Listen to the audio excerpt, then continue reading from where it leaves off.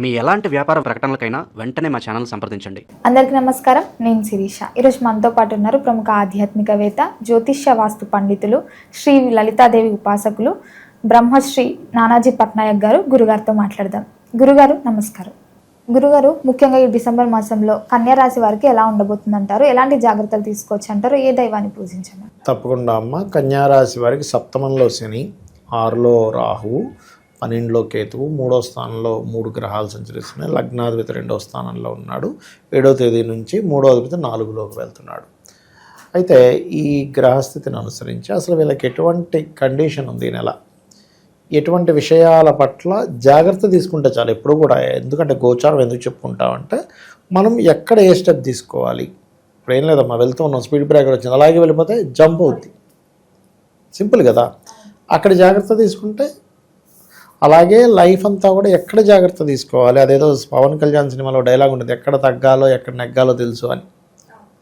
అది తెలిస్తే చాలు లైఫ్లో ఎలా సక్సెస్ అవుతాడో. గోచారంలో ఎక్కడ ఏమి ఉన్నాయని తెలుసుకుంటే చాలు, మన లైఫ్ సెట్ అయిపోతుంది. అట్లా ఈ యొక్క అంశాలు చెప్తుంది నేనైనప్పటికీ కూడా చెప్పిస్తుంది సాక్షాత్ లలిత అమ్మవారిగా భావిస్తూ, ఈ కన్యవారికి ఫస్ట్ వీక్ మొదటి వారంలో బిజినెస్ మూలంగా ఏదైనా కొంతవరకు ధనం అనేటువంటిది ప్రొడ్యూస్ అయ్యే టైం నడుస్తుంది. 3లో అధిక గ్రహాలు ఉన్నందుకు మొదటి వారం ఎక్కువ ధైర్యం చేస్తారు. 2వ వారం నుంచి ఎప్పుడైతే కుజుడు 4వ స్థానంలోకి వెళ్తున్నాడో, ఫస్ట్ ఆఫ్ ఆల్ ఏంటంటే అది తల్లిగారి ఆరోగ్య విషయంలోని. రెండవది ఏంటి అంటే, వీరు పర్టికులర్గా తల్లిగారి ఆరోగ్య విషయంలోని, వీరు ఏదైనా వాహనం నడిపేటప్పుడు, ఏదైనా కొత్త కోర్సెస్ తీసుకునేటప్పుడు, లేదా ఒక ప్రాపర్టీలో ఒక కన్స్ట్రక్షన్ రిలేటెడ్ సంబంధించింది, లేనట్లయితే ఏదైనా ఒక మెషినరీ రిలేటెడ్ సంబంధించినవి ఏమైనా ఎస్టాబ్లిష్ చేసి ఒక ఫ్యాక్టరీస్ పెట్టే విషయాల్లో 2వ వారం లోపలే వీళ్ళు ఏదైనా స్టార్ట్ చేస్తారు. 2, 3, 4 వారాలు, అలాగే జనవరి 15 లోపలే. అంటే ఆ పర్టికులర్ పీరియడ్ మంచిది కాదు, ఎందుకంటే 4లో కుజుడు శని వీక్షణలో ఉండేటువంటి కుజుడు కాబట్టి, ఆ సమయాల్లో భూములు తీసుకోవడం కానీ, కన్స్ట్రక్షన్ కానీ, మెషినరీ తీసుకొచ్చి ఏదైనా ఫ్యాక్టరీస్ పెట్టడం కానీ వీటికి మంచిది కాదు. పర్టికులర్గా మదర్ ఆరోగ్య విషయంలో కూడా జాగ్రత్తగా ఉండాలి. ఎవరికైనా బీపీ లెవెల్స్ ఎక్కువగా ఉండేటువంటి వారు, హార్ట్కి సంబంధించిన ఏదైనా ప్రాబ్లం ఉందనుకునేటువంటి వారు కొంచెం ఆ సమయంలో బీపీ పెరిగేటువంటి ఫుడ్స్ కానీ ఇలాంటివి ఏమీ తీసుకోకూడదు. కోప స్వభావం తెచ్చుకోవడము ఇలాంటివి ఏవి కూడా పనికిరావు, గుర్తుపెట్టుకోండి. ఓకే.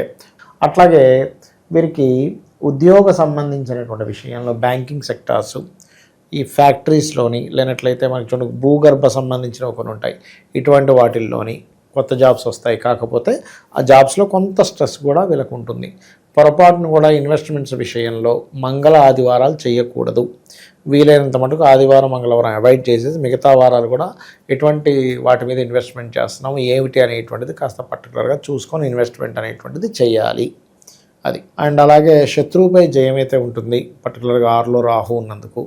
కాకపోతే 7వ స్థానంలో శని ఉండి దాని మీద కుజుడు దృష్టి ఉన్నందుకు పర్టికులర్గా వివాహ సంబంధించిన విషయంలో ఇష్టపడిన వారిని వివాహం చేసుకోవాలనేటువంటిది ఏదైతే ప్రయత్నం ఉంటుందో, ఆ యొక్క ప్రయత్నం సంబంధించినటువంటి విషయాలలో కొద్దిగా ఘర్షణ యోగం మాత్రం ఏర్పడుతుంది ఇక్కడ.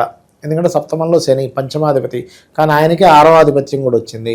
కాబట్టి 6లో రాహు ఉన్నందుకు విదేశాల్లో ఉండేవాళ్ళు లేదా ఇతర క్యాస్ట్లకు సంబంధించిన వారిని వివాహం చేసుకోవాలని ఇంట్లో ఉండేటువంటి మదర్తో కొంత ఘర్షణ ఏర్పడుతుంది ఇక్కడ, ఎందుకంటే 4థ్లో కుజుడు ఉన్నాడుగా. కాబట్టి ముఖ్యంగా గురుగారు, మరి విద్యార్థులకు ఎలా ఉండబోతుందండి? విద్యార్థులకి కనుక చూసుకున్నట్లయితే పర్టికులర్గా ఇక్కడ 4వ స్థానంలో కుజుడు ఉన్నాడు కాబట్టి వీళ్ళు ఏదైనా కోర్సెస్ తీసుకోవడం అది ఏదన్నా కానీ ఫస్ట్ వీక్లో కంప్లీట్ చేసుకోండి.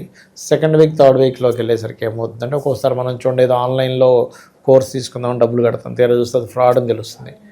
కాబట్టి నన్ను అడిగితే విద్యార్థులు రెగ్యులర్గా ఆంజనేయ స్వామి ఆలయానికి కానీ, సుబ్రహ్మణ్యేశ్వర స్వామి ఆలయానికి కానీ, లేనట్లయితే వాళ్ళు కూర్చొని చదివేటప్పుడు ఒకసారి వారిని తలుచుకొని వాళ్ళ పుస్తకం తెరిచి చదువుకోవడం కానీ ఉత్తమము. లేనట్లయితే వాళ్ళ మైండ్ అంతా కూడా డిస్టర్బ్ అవుతూ ఉంటుంది. మరి రాజకీయ రంగం వారికి? రాజకీయ రంగాల వాళ్ళకి పంచమాధిపతి 7మంలో ఉన్నాడు చెప్పాలంటే. సో ఎట్లా అంటే కొంత ఘర్షణ వాతావరణం అయితే ఉందని చెప్పొచ్చు రాజకీయ రంగాల వాళ్ళకి చెప్పాలంటే. ఎందుకంటే ఇప్పుడు మనకి రాబోయే గ్రహస్థితులు అన్నీ కూడా కొంచెం ఘర్షణ వాతావరణం ఎక్కువగా చూపిస్తుంది.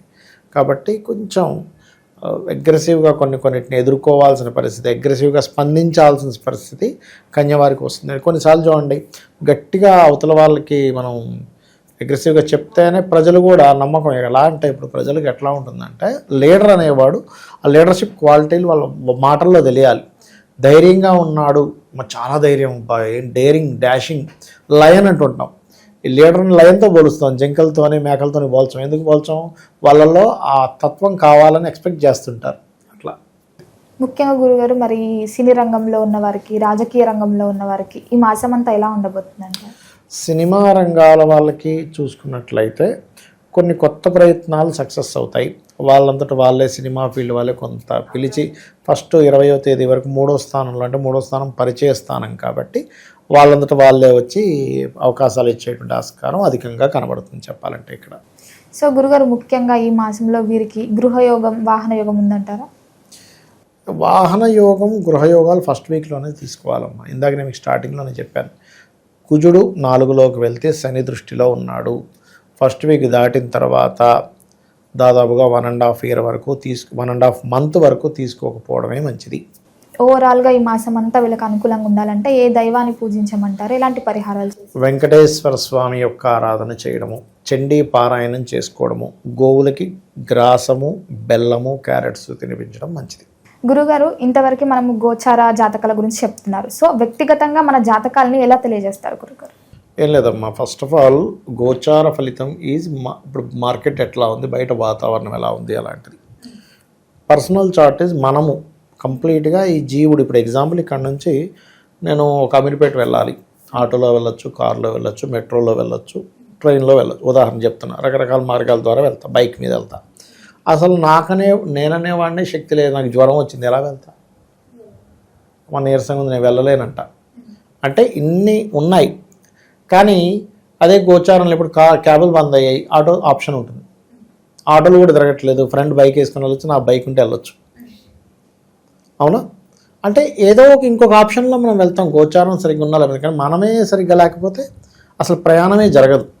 అలాగే పర్సనల్ చార్ట్ ఈజ్ మనం పుట్టినప్పుడు ఏ గ్రహాలు అయితే ఎక్కడెక్కడ ఉన్నాయి, మనం పుట్టినప్పుడు ఉండేటువంటి లగ్నం ఏమిటి, నక్షత్రం ఏమిటి, దశలే నడుస్తున్నాయి, ఎటువంటి యోగాలతో జన్మించాం, ఇవన్నీ ఎలా జరుగుతాయంటే పూర్వజన్మల్లో మనం చేసుకున్న కర్మ ఆధారంగా ఇవన్నీ ఏర్పడతాయి. అంటే మనం మంచి రాయల్గా ఉండే ఇంట్లో, మంచి తల్లిదండ్రులు, మంచి వాళ్ళతో పుట్టామంటే లగ్నం బాగుందని అర్థం.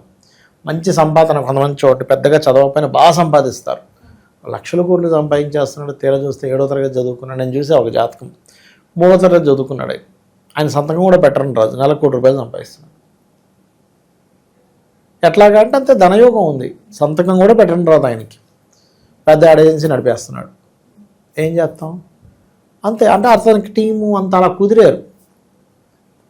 అలా ఏంటంటే ధనయోగాలు బాగుంటే, ఇక్కడ ధనయోగాలు బాగుండడం ఒక ఎత్తు, ఎందులో ధనయోగం ఉందో తెలుసుకోవడం ఒక ఎత్తు. మన పర్సనల్ చార్ట్లో అసలు మీకు ధనయోగం ఎందులో ఉందో తెలుసుకుంటే మీరు తత్ సంబంధించినటువంటి ఎడ్యుకేషను, తత్ సంబంధించిన వ్యాపారం చేస్తే ఆటోమేటిక్ కలిసి వస్తుంది.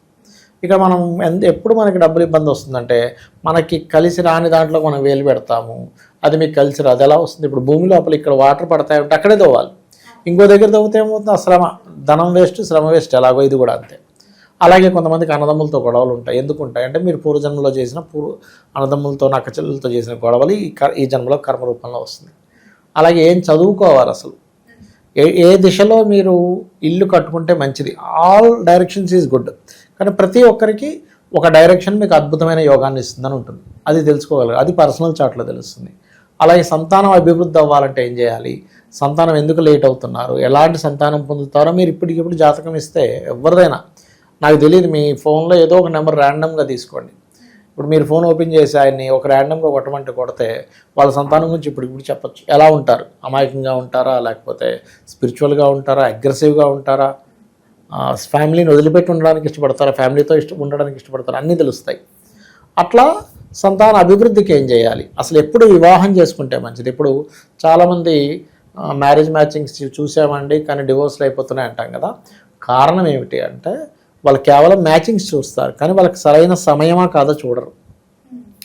This is right time or not. ఇప్పుడు IAS exams, IPS, civils exams start అయింది, నేను వెళ్ళిపోయి రాస్తానంటే ఎట్లా? నేను ఫస్ట్ ప్రిపేర్ అవ్వాలిగా.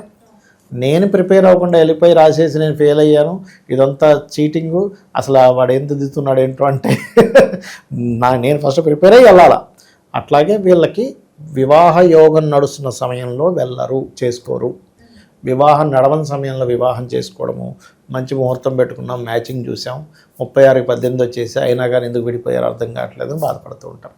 అదేవిధంగా బిజినెస్ కానివ్వండి, జాబ్ కానివ్వండి, ఇన్వెస్ట్మెంట్స్ కానివ్వండి, విదేశాలకు వెళ్ళే యోగం కానివ్వండి, లైఫ్లో వచ్చేటువంటి అప్ అండ్ డౌన్స్ కానివ్వండి, ఇవన్నీ మన పర్సనల్ చార్ట్లో తెలుస్తాయి.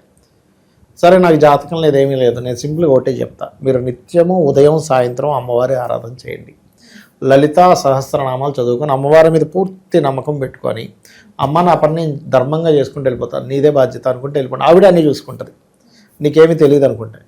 తెలుసు కొద్ది గొప్ప శాస్త్రపరంగా ఏం తెలుసుకుందని ముందుకెళ్తున్నాం, ఈ హెల్ప్ తీసుకోవచ్చు. అట్లా గురుగారు ఓవరాల్గా తెలియని విషయాలు ఎన్నో తెలియజేసినందుకు ధన్యవాదాలు. శ్రీమాత్రే నమః.